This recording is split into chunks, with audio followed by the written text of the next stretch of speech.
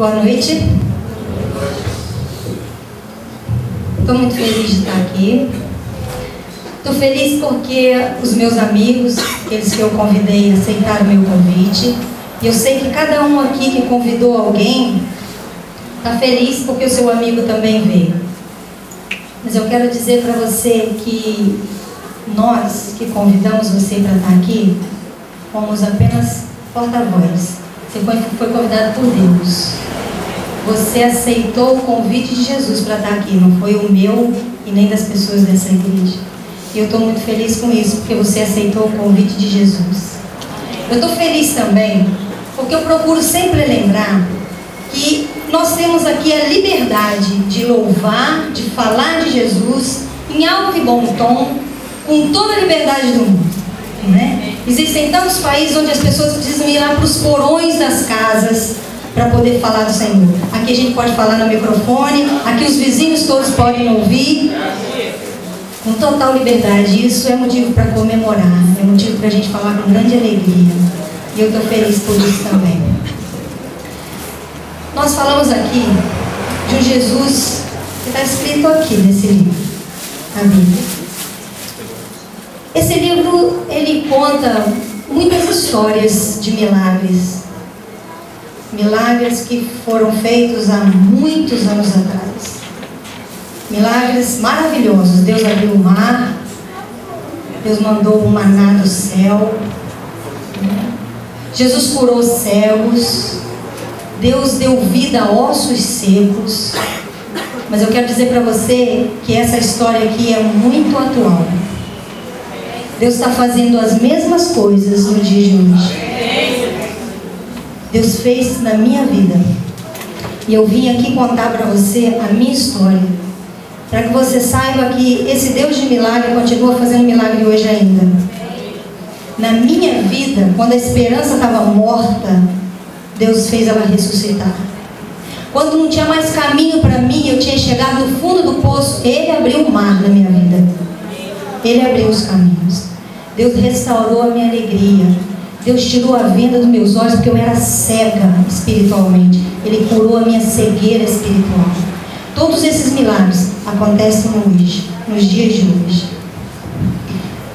Desde que eu me entendo como gente, eu ouço falar que o ser humano vem questionando coisas que angustiam muito. Tem algumas questões que até hoje não foram respondidas pela maioria.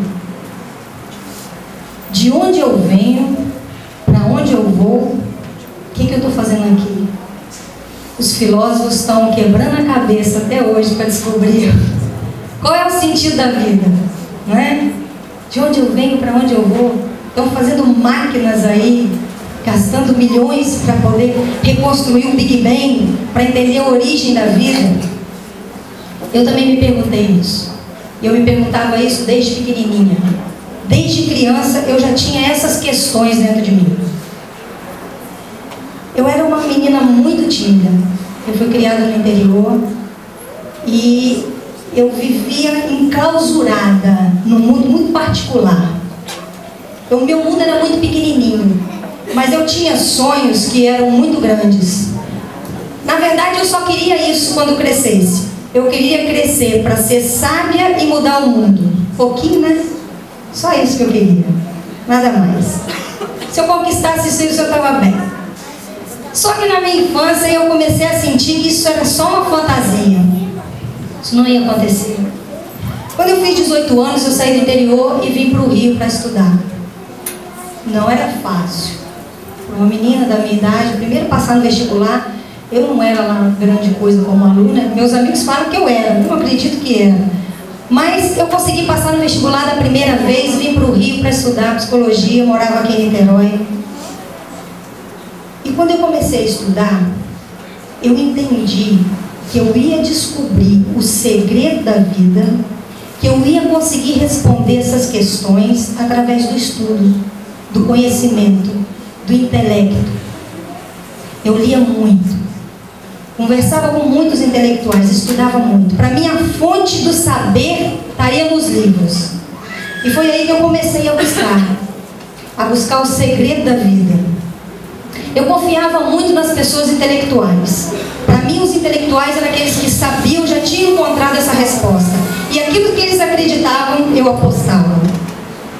Só que muitos desses intelectuais acreditavam em muitas filosofias e saberes e crenças esotéricas, como cristais, pirâmides, numerologia, enfim, um monte de crenças. Eu não me envolvia com nenhuma delas em especial, mas eu apostava em todas. Afinal, quem defendia eram pessoas muito inteligentes, cultas, que para mim elas tinham saber. Deus, para mim, era uma força cósmica, uma energia que envolvia todas as coisas, que estava em todos os lugares, né? Então qualquer caminho leva a Deus. Se Deus está em tudo qualquer lugar, qualquer estrada vai me levar a Ele, né? Jesus era coisa de crente. E crente para mim era gente ignorante. Gente que não tinha cultura, não tinha informação, não tinha dinheiro para ir para outro lugar e para a igreja, porque é o único lugar que dava para se divertir, né? Então, para mim, crente é aquela pessoa bitolada mesmo, que se enganava com aquilo que ouvia dentro da igreja, para não ter que questionar e que pensar e que buscar informação onde devia buscar de verdade. E eu me afastava de crente.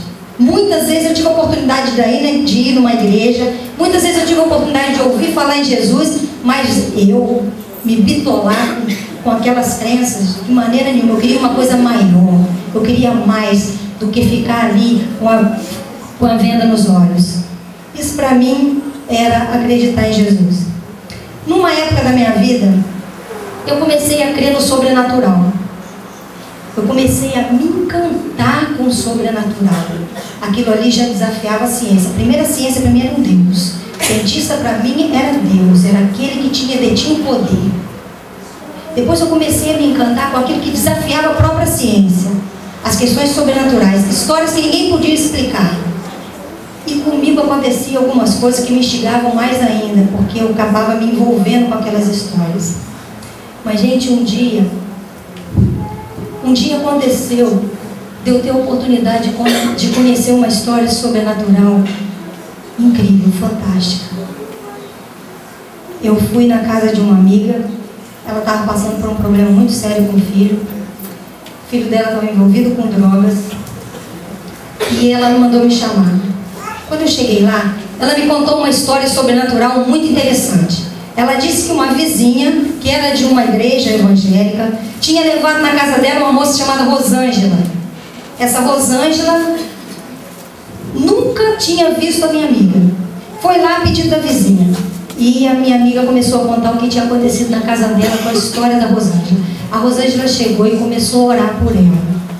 E a Rosângela disse que Deus estava falando para ela algumas coisas sobre a vida da minha amiga. E ela começou a revelar o que Deus estava falando. E eu comecei a ficar encantada. No fim, a minha amiga disse que a Rosângela falou assim: eu só posso sair daqui depois que eu tirar do quarto do seu filho algo demoníaco que alguém deu para ele. E a minha amiga falou: demoníaco na minha casa não tem nada, você não vai encontrar nada. E a Rosângela falou assim: me mostra onde é o quarto e eu te mostro o que tem lá. Minha amiga levou ela até o quarto. Ela levantou o colchão do garoto e embaixo do colchão tinha um cartaz gigante de uma moto passando pelo fogo. E o fogo era o desenho perfeito de uma cara de um demônio. A minha amiga chorou, ficou apavorada, assustada com aquilo, queimou na mesma hora e me contou detalhes dessa história. Gente, para mim foi um show fantástico. Eu fiquei encantada com aquele negócio.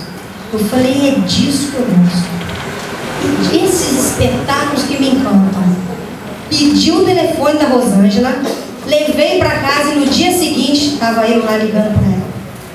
Olha, eu precisava de oração tanto quanto ela, que a minha vida estava um caos, meu casamento era um inferno verdadeiro. Eu tinha mais problemas do que qualquer um podia imaginar. Eu precisava de oração, mas eu queria um show, eu queria um espetáculo. Eu queria como um show de mágica, que não dá para descobrir qual é a mágica, mas ia fazer pertinho de mim, então aquilo me instigou. Liguei para a Rosângela, contei como eu tinha conhecido e falei com ela. Lógico que eu não ia pedir um espetáculo, porque eu não era burra também. Eu falei para ela que eu queria oração, fiz de conta que eu era crente. A A Rosângela perguntou, como é que você chama? Falei, Elizabeth. Uma vozinha assim, vocês precisavam ver, enganava qualquer um. Como é que você chama? Elizabeth. Como é que é o seu telefone? Falei meu telefone. Aí ela falou assim, Elizabeth, eu já tenho o seu nome e o seu telefone. Agora o dia que Deus mandar eu vou, viu? Desligou o telefone na minha cara. Eu falei assim, gente, além de ignorante, crente é estúpido, mal educado. Rasguei o telefone da Rosângela e falei, nunca mais eu falo com essa grossa. Porque para mim, crente era assim, você fala que está com problema, ele corre para orar. Não é isso? E eu não entendia como que aquela mulher tinha descoberto que eu estava mentindo. Não passava pela minha cabeça. Eu fui, desliguei o telefone, rasguei o telefone dela e falei assim, essa aí nunca mais eu falo com ela. Eu perdi uma boa chance de encontrar Deus pelo amor. Deus tinha me dado tantas oportunidades antes. Me deu mais uma. E eu rasguei aquela também. Falei não mais uma vez para ele. Joguei fora aquele telefone. E quem não conhece Deus pelo amor, conhece pela dor. Meu coração era muito duro. Eu era prepotente, arrogante. Eu achava que eu apostava naquilo que eu acreditava e ninguém ia me tirar. Eu não abria espaço para coisa nenhuma mais. Eu não deixava aberto uma flecha, um espacinho para Deus falar. Meu coração era duro, não tinha outro jeito. Pelo amor não ia, teve que ser pela dor. Passaram-se 6 meses desse episódio. Eu esqueci da Rosângela, a Rosângela esqueceu de mim. Um dia eu estava em casa e aí eu escutei um barulho na sala. 6 meses depois desse episódio.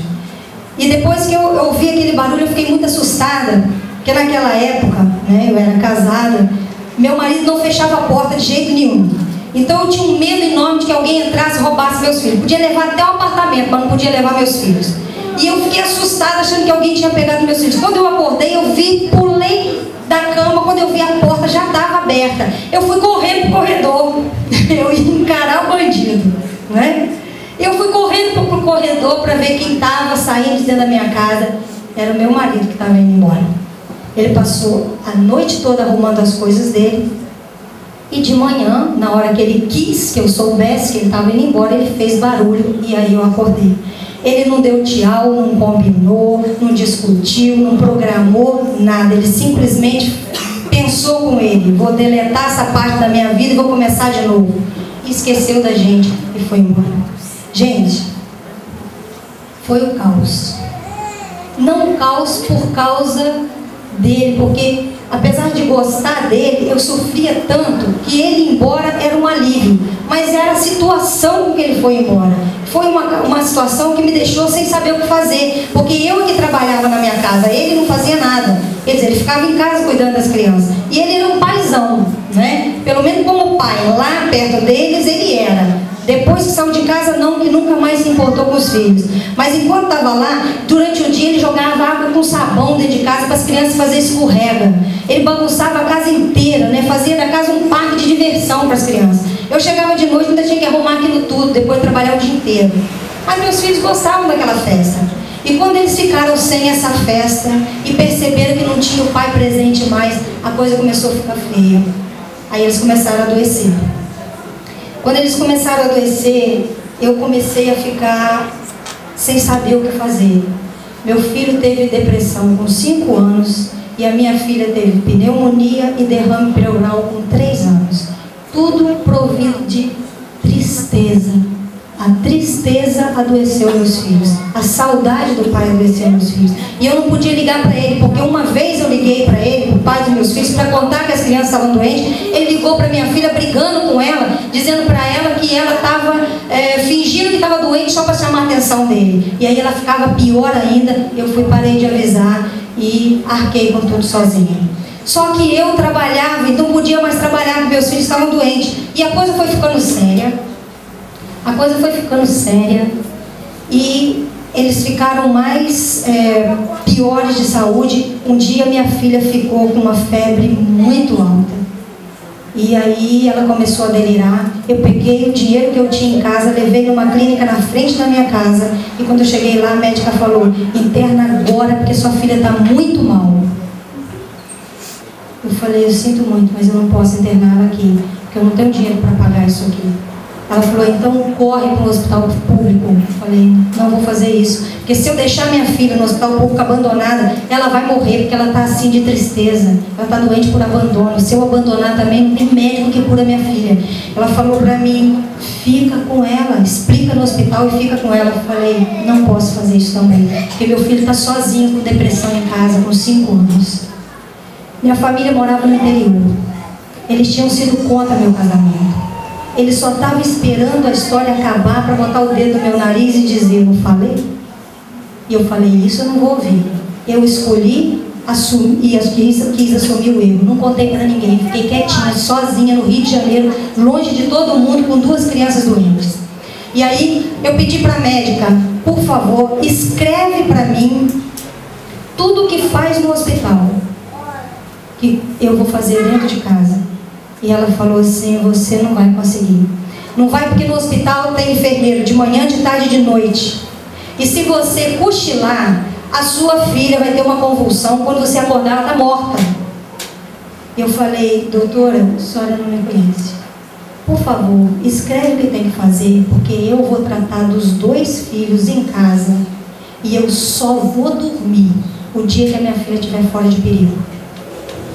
Com muito contragosto, ela fez aquilo tudo, me fez assinar um termo de responsabilidade, porque ela dizia que eu ia matar minha filha. Eu assinei, falei: eu assino o documento que a senhora quiser que eu assine em troca da prescrição do que faz no hospital.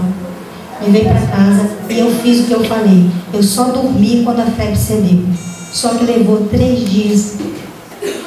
3 dias o remédio não fazia efeito por nada desse mundo. Eu dava banho de água gelada numa banheira cheia de gelo, numa garotinha de 3 anos batendo o queixo, e não gritava, ela só chorava, e eu chorava mais do que ela. Se ela esperneasse e gritasse, para mim era mais fácil, mas ela não fazia isso. E o meu filho chorando e gritando, entrando debaixo da mesa, falando que ninguém dava nada para ele. Foi uma loucura. Minha porta ficou trancada 3 dias, eu fiquei lá dentro sem ninguém saber que a gente estava ali. Gente, foi um horror. O que eu passei foi... Tem gente que fala que não existe o fundo do poço. Existe, porque eu botei o pé lá dentro, lá no fundo. Não tinha nada pior do que aquilo. Eu sei que no 3º dia a febre cedeu. 1h da manhã eu botei a mão e não tinha mais febre. Me deu um alívio muito grande. Eu falei: agora eu vou dormir. Botei o relógio para despertar, de 2 em 2 horas. Deitei. Quando eu fechei os olhos, eu vi o que era loucura. Na minha mente tinha tanto barulho, passavam tantas imagens, que eu falei: estou enlouquecendo. O que é isso que está acontecendo? Eu não conseguia dormir. Eu não tinha mais força física. Eu estava com uma fraqueza física absurda, uma fraqueza emocional que não tinha mais tamanho. Eu estava por um triz, era um fio só que me ligava à realidade. E quando eu senti que eu estava enlouquecendo, eu fiquei mais desesperada ainda, porque eu olhava para os meus filhos e olhava para eles e falava assim: eu vou morrer ou vou enlouquecer, dá no mesmo, não é? E eles vão ficar aqui, ninguém vai saber o que está acontecendo com eles. Aquilo foi aumentando, a loucura aumentando, até que eu comecei a ouvir na minha mente uma contagem regressiva. Uma voz muito nítida começou a dizer: 10, 9, 8, 7... E eu sabia que aquilo ali era a contagem da minha mente para o fim. Se era minha mente ou outra coisa, eu não sei. Eu sei que era o sinal do fim. Quando aquilo começou a contar e chegar mais perto do 1, o meu desespero aumentava. Quanto mais perto chegava, mais aumentava o pavor. Quando chegou no 1, eu falei: acabou. Quando eu disse acabou, a minha visão voltou para a janela. Não entendi porquê na hora, mas eu olhei para a janela. Quando eu olhei para a janela, eu vi o céu. Quando eu vi o céu, eu associei céu a Deus. E aí eu lembrei de tudo que me falaram sobre Jesus um dia. A palavra não volta vazia. Não importa se quem você está falando não crê em nada, fala. Porque um dia, quando o coração dessa pessoa estiver quebrantado, ela vai ouvir. E muitas vezes o coração só ouve a palavra de Deus quando realmente está sofrendo muito. Porque aí ele deixa de ser arrogante, ele deixa de ser pretensioso. ambicioso, prepotente, de ser duro. Nessa hora, a palavra entra e cai como semente em solo fértil. E quando eu associei céu a Deus, eu falei assim: e se ele for real? E se não for a força cósmica que eu pensei que fosse, que todo caminho leva a ele? Se ele for mesmo aquele Deus Pai que protege, que cuida, que guarda, que está presente, que conhece a minha vida, se for, estou salva. Pulei da cama, ajoelhei debaixo da janela e comecei a falar com Deus. Eu falei: Deus, olha, eu não creio em ti não, mas se o Senhor me mostrar que o Senhor é real, eu vou crer.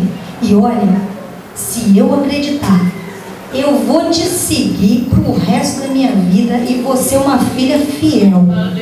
Se eu souber que o Senhor é de verdade, o Senhor vai ter aqui uma filha que vai rasgar os projetos. Eu tinha muitos sonhos e eu não queria abrir mão dos meus sonhos para seguir a Deus, de jeito nenhum. Eu falei: eu rasgo todos e eu vou seguir os teus sonhos, os teus projetos. Vou sonhar os sonhos que vêm lá do seu coração. Só quero saber se é real. Só quero saber se isso é de verdade. Porque se for, o Senhor vai ter uma filha aqui, ó, disponível, fiel. Gente, eu não vi nada. Porque se eu visse um anjo, eu morria, eu infartava na hora. Se Deus mandasse um anjo ali, era o meu filho de qualquer jeito. Meu coração não ia aguentar não. Mas eu senti a presença do Espírito Santo entrando por aquela janela. Gente, sabe a paz que excede todo o entendimento que diz na Bíblia? Eu senti aquela paz. Foi algo tão incrível e maravilhoso. Foi uma alegria que inundou a minha vida num estado tão grande que eu pensei o seguinte: gente, tem muita gente usando droga para conseguir um êxtase. Não tem êxtase mais fantástico, maravilhoso que esse. Foi uma alegria sobrenatural. Aquela fraqueza se transformou em força. Eu estava forte de novo. O fim da linha parecia que tinha aberto. Tinha um monte de caminho na minha frente. Eu olhava para os meus filhos, eu já via meus filhos curados. Foi uma coisa foi sobrenatural. Sobrenatural. Eu gostava do sobrenatural. Deus me fez presente com o sobrenatural. Me deu aquilo que eu acreditava. Foi fantástico. Eu fiquei tão extasiada com aquilo ali que eu comecei a falar com Deus. E aí, quando a presença de Deus invade o coração da gente e o coração da gente se quebranta, a gente pede perdão. E eu comecei a pedir perdão por tantas vezes que Ele falou comigo e eu fechei os olhos. Eu disse não. Eu queria uma coisa muito especial e nada era especial tanto quanto Deus era. E eu fechei os olhos para aquilo que mais importava. A minha vida passou na minha mente como um filme. E eu comecei a perceber quantos livramentos Deus tinha me dado no decorrer de toda a minha história. E eu não estava vendo que era Ele. E eu fiquei maravilhada com o amor que Ele tem, porque Ele não me cobrou todas as pessoas que Ele mandou falar dEle. Ele não me cobrou todas aquelas oportunidades que eu tive de me render aos pés dEle. Ele não me cobrou nada. Ele estava ali o tempo todo perto de mim, só esperando eu falar Pai, e Ele está presente. E Ele se mostrou presente de uma forma tão linda, tão maravilhosa, que eu fiquei mais de uma hora encantada com a presença de Deus e falando com Ele. Depois de uma hora na presença de Deus, depois de sentir aquela maravilha, depois de entender que todas as filosofias e as crenças que eu acreditava antes não valeram de coisa alguma para me sustentar naquele momento, tudo que eu acreditava, os títulos que eu tinha conseguido, aquelas coisas que eu aprendi com tantos intelectuais não valeram de nada. Sabe por quê? Porque na hora da angústia o socorro vem do alto. O socorro vem de Deus.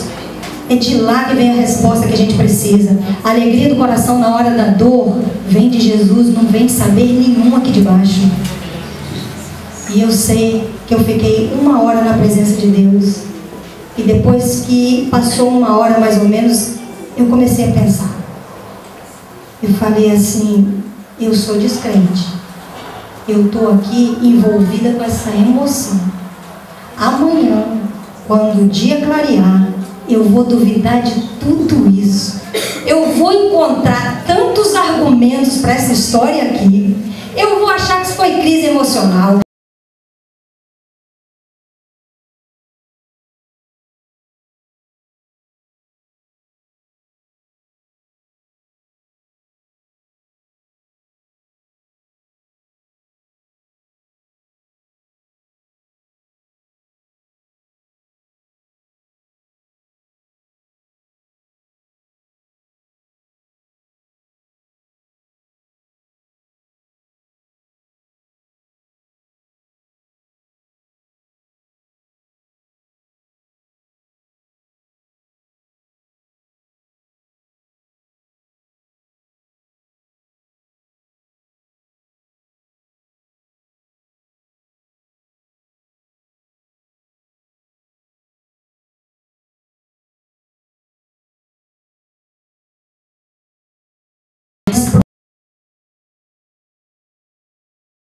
meus filhos, nem despertador tocou, mistério puro, né?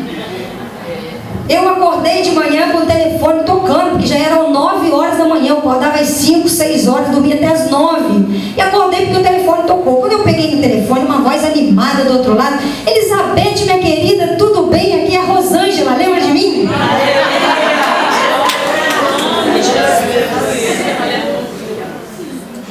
Eu sentei no chão e perguntei de novo, porque eu queria ouvir aquela voz outra vez. Eu falei: quem mesmo?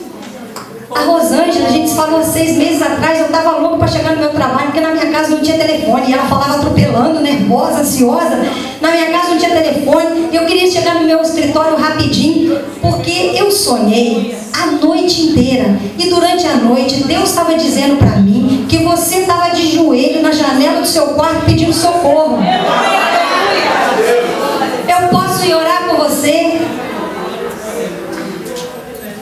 Deus respondeu do jeitinho que eu queria. Foi tão forte que nunca mais teoria nenhuma vai me separar do amor de Jesus. Saber nenhum vai me convencer que Deus não é real. E aí eu comecei a procurar conhecer esse Deus. A Rosângela foi na minha casa e mas antes disso eu procurei uma igreja, porque eu queria conhecer esse Jesus que eu tinha se apresentado para mim direto na minha casa, e comecei a ler a Bíblia. Gente, eu me encantei com a Bíblia. Só que eu vi esse livro aqui não como um livro de história, eu vi isso aqui como uma coisa viva. Aí eu me encantava com Abraão e falava para Deus: eu quero a fé de Abraão. Gente, cuidado com o que pede para Deus, porque pediu ele dá, mas para ele dar algumas coisas tem que acontecer, a gente paga um preço muito alto, não é? Mas vale a pena pagar o preço, porque o que você recebe é encantador. E eu queria a fé de Abraão. Falava que Deus proverá, e eu acreditava: Deus vai prover, não é? A tua graça me basta. E eu falava: Deus, eu quero isso, eu quero viver da graça, não é? Busca o reino de Deus em primeiro lugar, e todas as coisas serão acrescentadas. Eu quero isso, eu quero aprender isso aí, não é? Eu quero viver em primeiro lugar para o reino de Deus. Tudo eu queria. Primeiro amor é fantástico, devia durar para sempre. E eu queria tudo aquilo, e Deus começou a me dar experiências. A Rosângela chegou na minha casa, orou por mim e falou assim: Elizabeth, você vai ter um momento na sua vida, que Deus está me falando aqui, onde você vai ter a oportunidade de colocar a mão na cabeça de um filho seu quando ele estiver doente. Isso não vai levar muito tempo não, vai acontecer em breve. Tá, falei, tudo bem. Ela orou, foi embora. Dias depois eu fui para Itaperuna com os meus filhos, à noite, viajando. No meio da serra de Teresópolis, o meu filho estava com 5 anos, a temperatura dele começou a subir do nada. De repente o menino estava com 40 graus de febre de um minuto para o outro. Eu olhei em volta, todo mundo dormindo, só o motorista, ainda bem, né? Que eu já viajei e o motorista dormiu. E eu tive que acordar ele. Aquele estava acordado. Mas ninguém mais acordado. Eu olhava em volta, todo mundo dormindo. Um breu danado lá de fora, nenhuma cidade por perto. Falei: o que eu vou fazer? De repente a voz da Rosângela na minha mente, que ela tinha falado. Eu falei assim: Deus quer me dar experiência, vai ser agora. Tem a mão na cabeça do meu filho e falei assim: Deus, eu acredito, eu creio, então o Senhor pode curar porque eu creio. Eu sabia que Deus fazia pela fé. E eu falei assim: eu creio, pode curar meu filho. Eu comecei a orar por ele. Do mesmo jeito que a fé subiu, ela desceu. Amém. Gente, Deus não estava me dando o dom da cura, não. Ele estava me dando o dom da fé. Era o dom da fé que eu tinha pedido. Deus estava me dando experiência para crer. E eu comecei a ficar encantada com a história de crer. Como Deus age quando a gente crê. E eu queria crer cada vez mais. E comecei a buscar cada vez mais. Olha, um dia a Rosângela depois foi na minha casa de novo pela segunda vez, e ela falou algo e disse que Deus estava mostrando, e aquilo não aconteceu.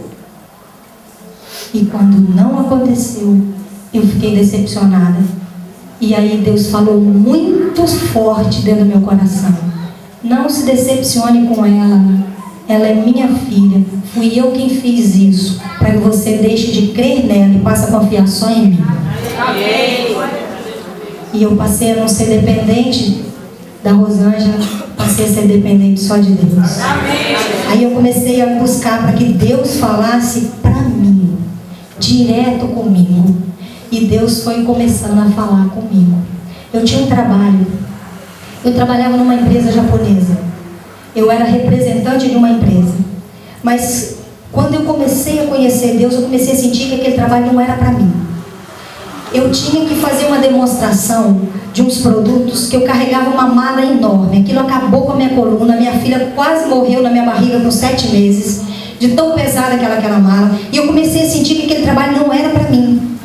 E eu falei assim, a Bíblia fala em obedecer. Eu falei, eu obedeço. Nunca mais eu boto a mão nessa mala. E o tempo foi passando, eu não podia mais fazer aquele trabalho, eu não queria botar a mão na mala. O dinheiro foi acabando, eu não tinha outro trabalho, eu não queria voltar para a minha profissão, também ia demorar muito para ter credibilidade. E aí as coisas começaram a acabar. E eu comecei a ficar só falando, Deus proverá, Deus proverá. Um dia eu recebi um telefonema de uma empresa de arquitetura.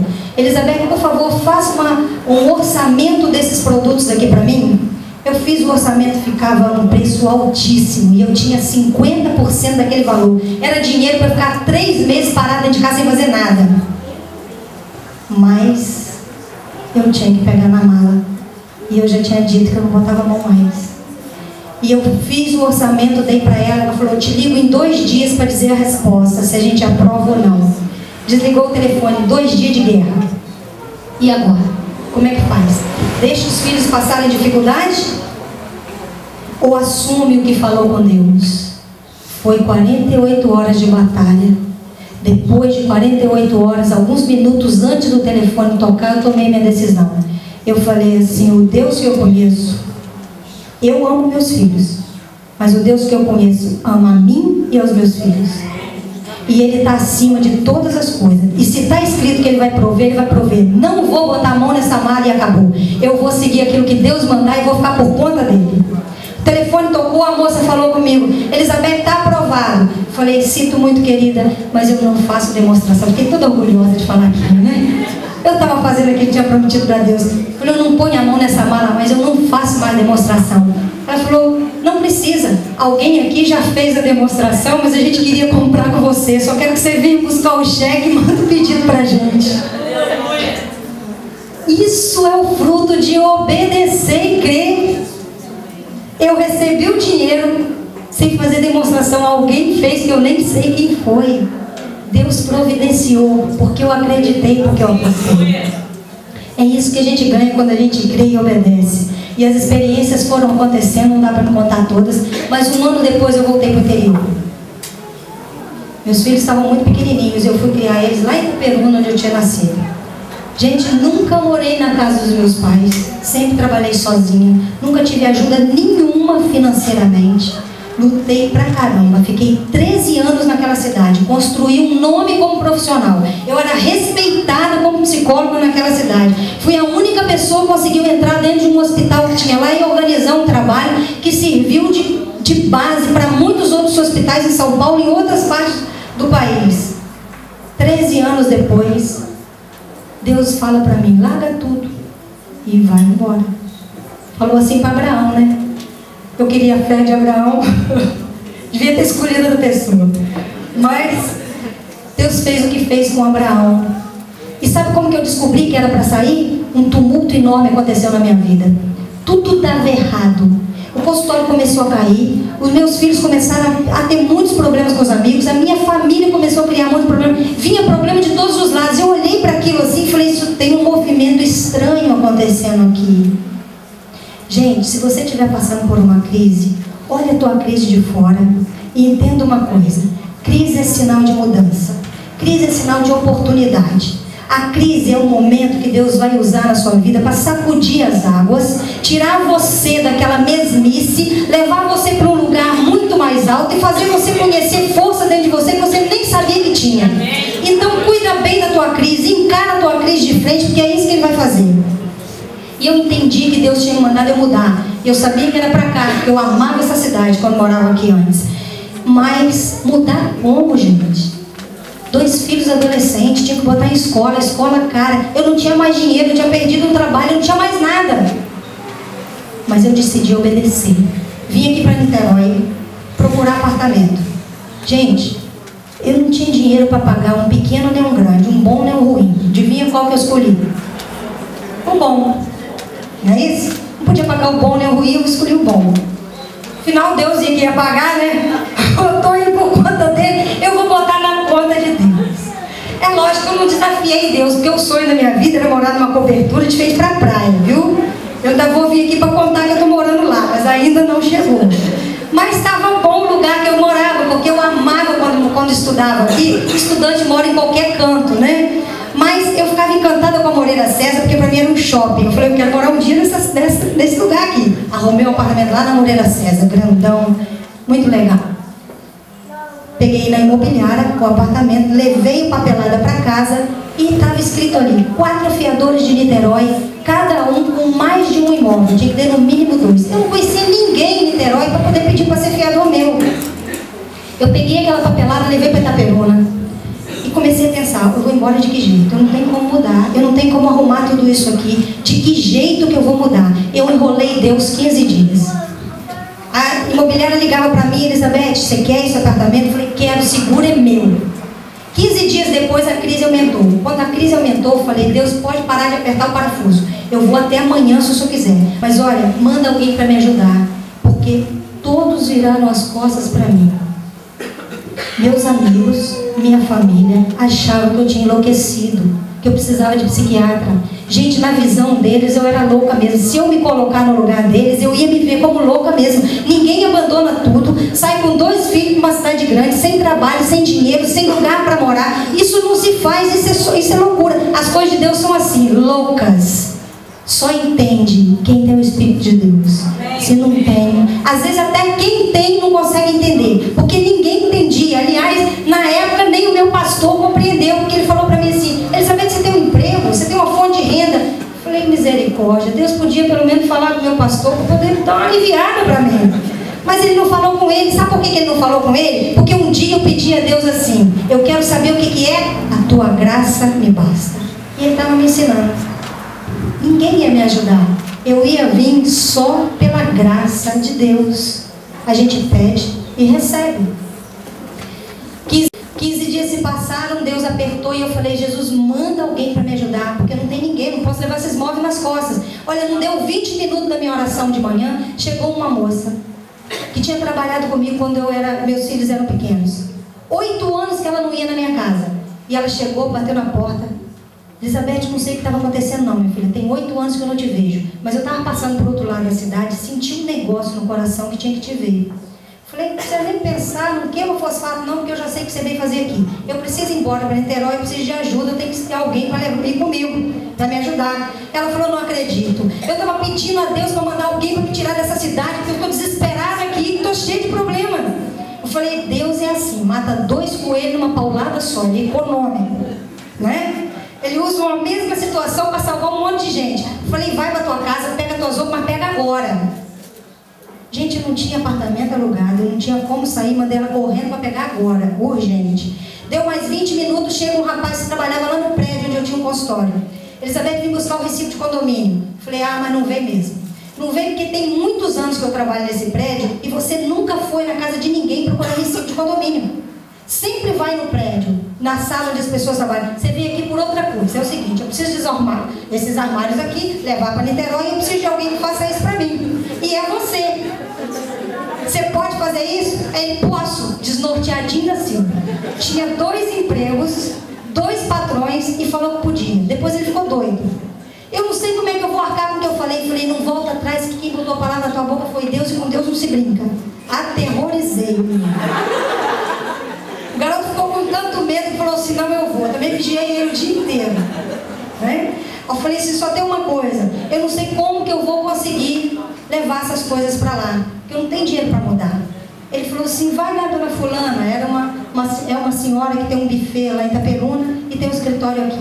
Vai lá, conversa com ela, que ela tem um monte de caminhão. De repente ela traz para você e nem cobra nada. Cheguei na hora, saí, cheguei lá. Conversei com ela, era amiga minha. E ela falou assim: menina, eu estou fechando para férias coletiva. Ia fechar dentro de 1 hora. Mais 1 hora você não me encontrava mais. Nas coisas de Deus tem que ser assim. Você faz na hora, senão você perde a bênção, né? Aí eu contei a história para ela e ela falou assim: tem um caminhão saindo agora. Quer ir? Pode ir. Não precisa pagar nada. Eu lembrei da oração. Eu falei: Deus, se o Senhor quiser, eu vou até amanhã. Amanhã é força de expressão, porque ninguém sai do lugar de um dia para o outro sem saber para onde vai. Mas Deus entendeu, ao pé da letra. Vai fazer o quê? Aí eu falei, lembrei da oração, falei: não.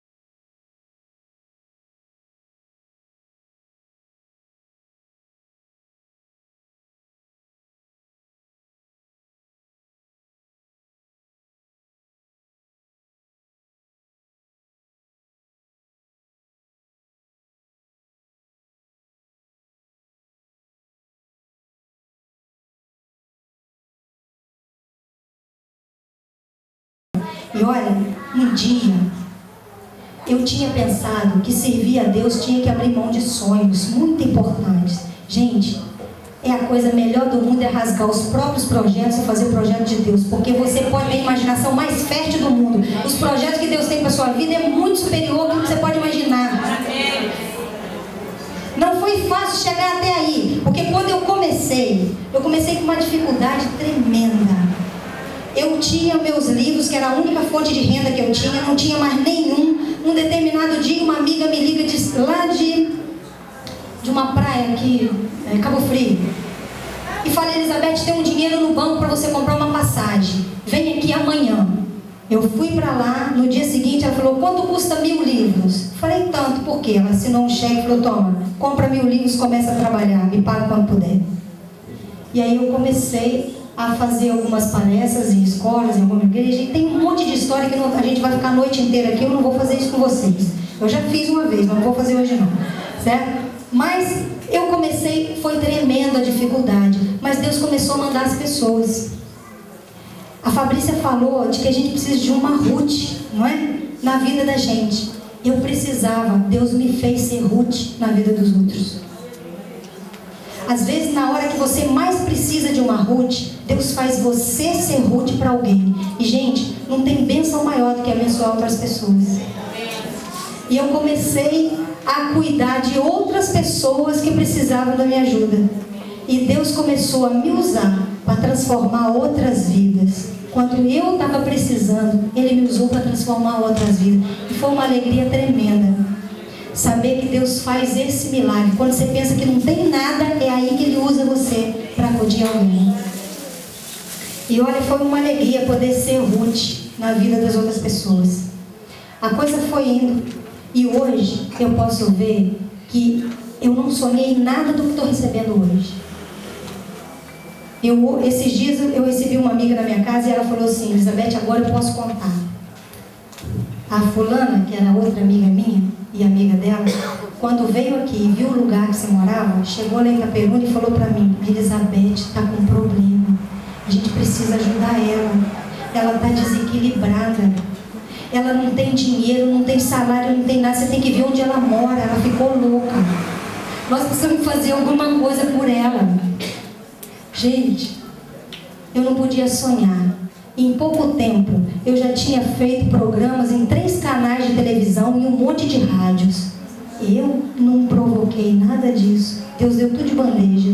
Aquelas pessoas que acharam que eu estava louca, têm que assistir, me assistir falando na televisão.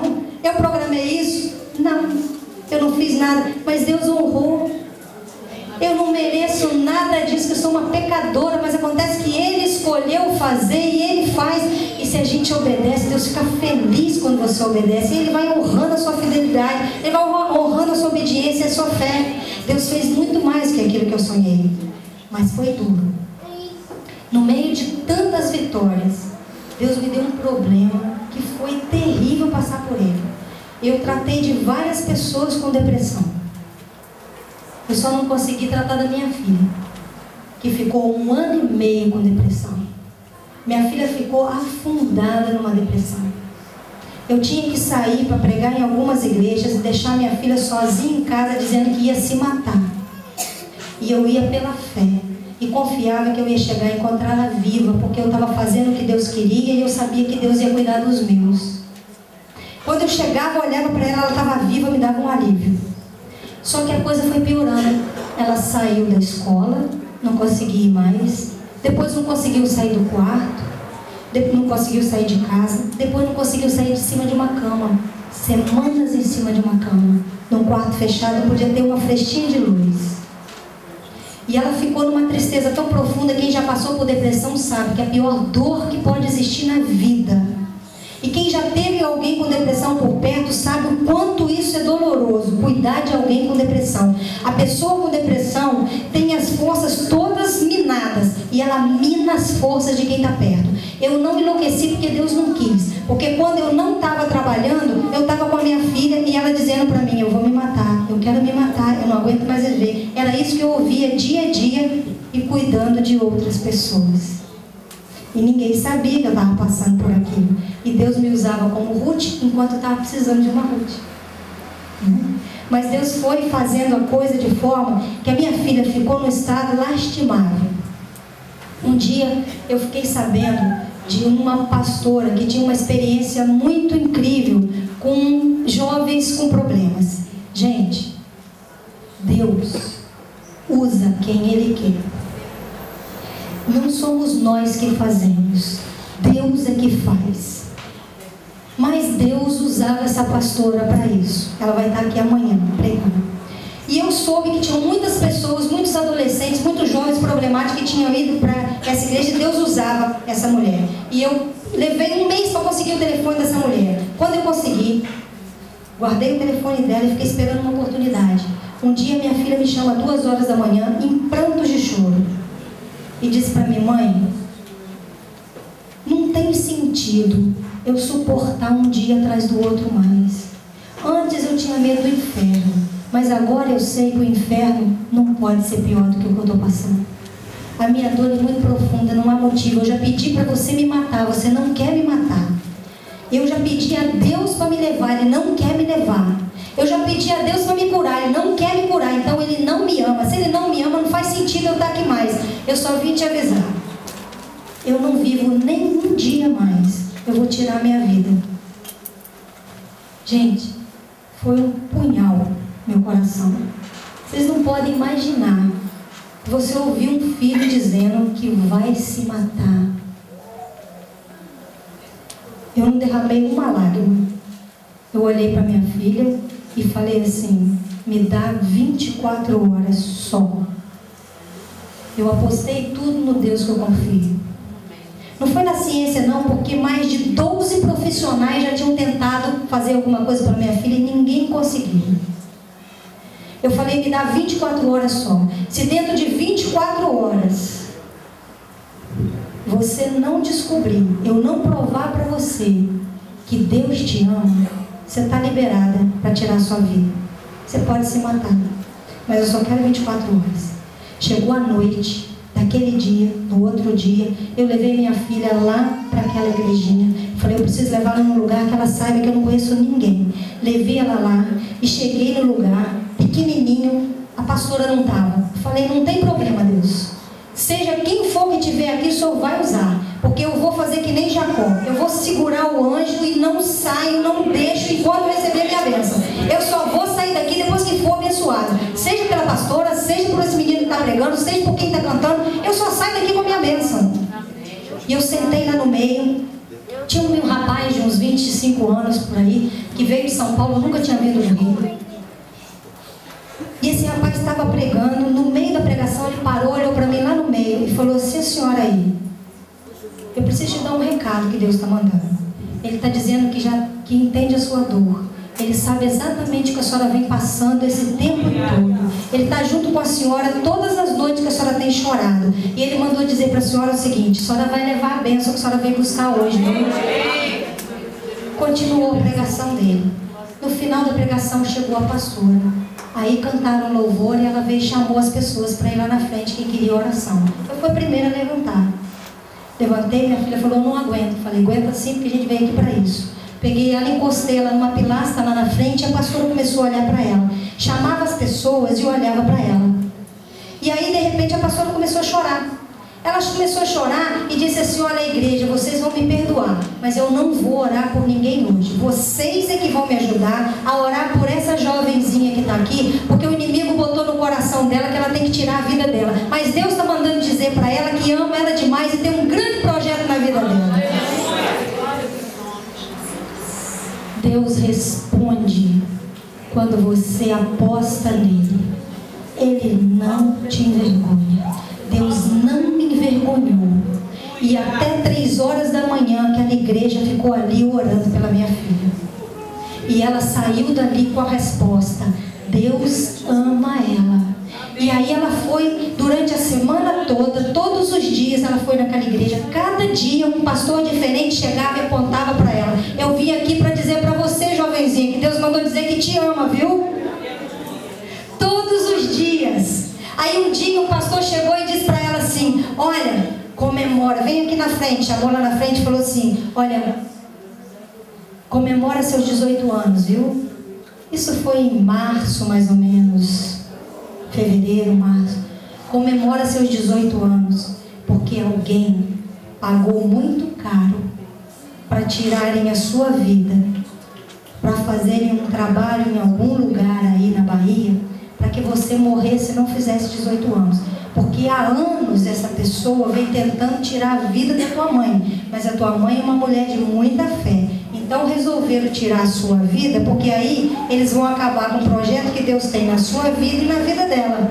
Então comemora, porque você vai fazer 18 anos sim. Quando foi em abril, em maio, no início de maio, a minha filha chegou para mim e falou: mãe, estou sentindo uma coisa estranha. Algo vai acontecer comigo, estou percebendo. Aquela palavra ficou na cabeça dela. Ela falou assim: tem alguma coisa que vai acontecer comigo. Dias depois, ela teve dengue, pneumonia e derrame pleural, tudo junto. Nós passamos 15 dias em hospitais, 5 em um e 10 internados em outro. 10 dias no hospital com o pulmão todo preto do lado direito, sem conseguir respirar, respirando só com um aparelhinho. E eu olhava para ela 8 dias sem colocar nem água na boca, ela ficou um palito, branquinha, com a respiração assim, ofegante, porque não conseguia respirar, cansada, com dor no peito. E eu olhava para ela e pensava assim: é para a honra e glória do nome de Jesus, ela não vai morrer. Ela não vai morrer. Deus não faz rascunho da vida de ninguém. Deus escreve um plano com um princípio, um meio e fim. E eu sabia que o projeto de Deus não ia acabar ali daquele jeito. Eu tinha certeza disso. Os médicos diziam que era uma pneumonia fatal. Eles disseram que não tinha jeito, que não havia possibilidade de cura. Para tratar da pneumonia, a dengue não deixava, porque as plaquetas dela estavam lá embaixo, ela estava numa fraqueza absurda. 10 dias depois, a minha filha saiu do hospital boazinha. O pulmão estava tão limpo que o médico falou assim: se fosse eu que tivesse cuidado, eu não sabia que ela tinha um pulmão tão comprometido, porque não tem mais nada aqui. Um médico que olhou o quadro dela falou assim: olha, nesse caso aqui, em 25 anos, eu só vi 3 pessoas serem salvas, e 2 eram atletas, gente muito forte, igual a ela, nunca vi. E ele diz: não sou um homem de fé não, mas pode contar para todo mundo que isso é milagre, porque profissionalmente isso aqui não se justifica. Minha filha foi curada, sabe por quê? Porque o inimigo pode falar o que for, mas a última palavra é do Deus que governa a nossa vida. E foi nesse Deus que eu apostei. Não foi em conhecimento nenhum que eu tinha. Eu apostei no Deus que pode todas as coisas. Ele curou a minha filha. E quando foi dia 5 de junho, minha filha fez 18 anos. Amém.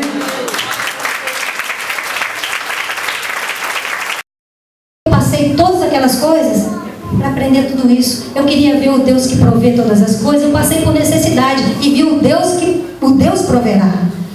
Eu passei por angústia e vi o Deus que consola a gente na hora da angústia. Eu passei por doença e vi o Deus que cura. Por isso a gente passa pelas coisas, pelas situações difíceis. E sabe por que valeu a pena? Às vezes eu pergunto. Valeu. Porque eu estou aqui hoje por causa de toda essa história. E eu tenho certeza que nem que seja uma única pessoa que hoje a minha história vai valer. Porque não é o que eu estou contando, mas é o que o Espírito Santo de Deus vai falar no coração de alguém que veio aqui hoje para ouvir. E Deus usa sim as nossas dores para curar as dores de outras pessoas. Eu posso falar de dor porque eu senti, posso falar de cura porque eu recebi. Eu posso falar de desesperança porque eu senti, mas eu posso falar esperança porque eu recebi a minha renovada. Eu posso falar de provação e de luta porque eu passei por ela, mas eu posso falar de vitória porque eu também venci. Eu posso falar de Jesus, não com Jesus que eu ouvi falar, eu conheço Jesus. Eu falo de um Jesus que eu conheço, que eu experimentei. Para isso as nossas dores servem, para libertar, para nos transformar em pessoas experientes, para curar outras pessoas. E olha, queridos, hoje eu sei a resposta para aquelas questões. De onde eu vim, para onde eu vou, o que eu estou fazendo aqui, isso não me angustia mais. Aquele vazio está preenchido. Sabe por quê? Eu sei que eu vim de Deus, eu sei que eu vou voltar para Deus, e sei que eu estou aqui para cumprir os projetos de Deus e não tenho mais questionamento. Todas as respostas que angustiam o ser humano, eu recebi. Não quero nenhum outro tipo de questionamento. Esse bastou para me trazer felicidade. Isso me fez vencer, isso deu sentido à minha vida. E olha, eu por muitas vezes, eu li, você pode encontrar nas livrarias aí, muitos livros que ensinam como vencer. Não é verdade? Tem vários livros de autoajuda para ensinar você a ser um campeão, ser um vencedor. Eu já li vários, mas eu descobri o segredo da vitória em outro lugar. Se aquilo ali valesse verdadeiramente, só tinha campeão nessa vida. Porque do jeito que tem gente que lê aquilo ali, não é brincadeira não é isso? Mas eu experimentei qual é o segredo da vitória. Um dia eu fiz uma análise da minha vida. Eu tenho muitos sonhos que eu ainda quero realizar, muitos. Eu tenho lutas que eu ainda estou vivendo, eu sei que eu vou vencer. Tem muitas coisas que eu ainda tenho que aprender, eu sei muito pouco, a minha caminhada ainda está ainda no percurso. Falta muito no caminho, graças a Deus. Porque enquanto falta, a gente vai buscando a Deus, não é verdade? Então, mais um dia, eu olhei as vitórias que eu tinha tido. E eu perguntei para Deus uma coisa. Eu falei assim: Senhor, qual é o segredo da vitória? Porque eu sei que eu venci, mas eu tenho muitas coisas para vencer. Se eu descobrir a essência, vai ser mais fácil para continuar vencendo. Eu quero saber qual é o segredo da vitória. Deus me respondeu no mesmo dia. Eu adoro histórias. Uma amiga minha me mandou um bolo deste tamanho de histórias naquele dia. Eu não podia ler todas, peguei uma aleatória e comecei a ler. Deus estava respondendo o que eu queria. A história dizia o seguinte, para terminar. A história dizia que uma mãe havia levado o filhinho dela de 5 anos para assistir um grande espetáculo na França. Era um espetáculo de um maestro, um grande músico, esperado há muito tempo. Esse músico foi fazer um recital num teatro maravilhoso, chiquérrimo. A mulher chegou com o filhinho, colocou ele sentado no banquinho dele e olhou lá na frente e viu uma amiga. Aí ela pediu o garotinho para ficar quietinho, não sair do lugar, que ela foi dar um abraço na amiga lá na frente. Quando ela chegou lá, conversou um pouquinho, as luzes do teatro se apagaram. Ela ficou nervosa com aquilo, voltou tateando, levou um tempo para chegar onde estava o menino. Quando ela olhou no banquinho, estava vazio. O garotinho não estava mais. Ela não sabia o que fazer, um silêncio total, não podia fazer escândalo naquele lugar. Ela ficou sem saber o que fazer. De repente ela ouviu, as luzes do palco se acenderam. Quando ela olhou para frente, o filhinho dela de 5 anos já estava sentadinho no banquinho do piano, levantou a tampinha do piano, tirou a flanelinha que estava lá e começou a tocar. Ficou todo mundo paralisado. Ninguém sabia como fazer, o que tinha que fazer numa situação daquela. E o garotinho, com a maior liberdade do mundo, começou a tocar uma musiquinha simplesinha que ele tinha aprendido na escola. De repente, o mestre da música entra lá pelos fundos do palco. O maestro, o homem tão esperado da noite. Ninguém nem suspirava, nem aplaudiu a entrada do homem, porque não sabia o que ia fazer numa situação daquela. Pois o mestre da música chegou, envolveu o garotinho e fez um arranjo maravilhoso em cima daquela musiquinha simples que o garotinho estava tocando. E os dois, um menino de 5 anos com uma musiquinha simples e o mestre da música com um arranjo maravilhoso, fizeram o show da noite. Foi um espetáculo maravilhoso, encantou a plateia, emocionou todo mundo, as pessoas levantaram e aplaudiram de pé. E quando eu terminei de ler a história, eu falei, obrigado pela resposta. Ali estava o segredo do sucesso. O que a gente faz é muito simples. O show, o espetáculo, a vitória, o encanto vem daquilo que o maestro da nossa vida, o arranjo que Deus coloca na simplicidade das nossas ações. Quando nós decidimos tocar a melodia da nossa vida, a 4 mãos, com o nosso governador, com o nosso Senhor, com o maestro da nossa história, com aquele que rege a nossa vida. Isso é o que eu quero fazer. Isso é o que eu desejo que você faça. Entregue a sua vida para Deus colocar a harmonia dele, o arranjo dele, e ninguém aqui vai deixar de ser campeão e vencedor, porque por mais que tenha luta, a gente veio para vencer. Não importa quanto a gente vai lutar, mas só dá para viver e fazer sucesso e ter vitória em todas as áreas da nossa vida. E quando eu falo em vitória, eu falo não só em vitória em termos financeiros, eu falo em vitória de você ter alegria, superar dificuldades, passar pelas suas crises como tem que passar, de peito aberto, com coragem, com muita fé. Coloca a sua vida na simplicidade dela, mas deixa Deus colocar uma harmonia, que a 4 mãos com Ele vai ser um espetáculo na sua vida. Deus te abençoe. Essa em todas as noites da sua vida daqui para frente.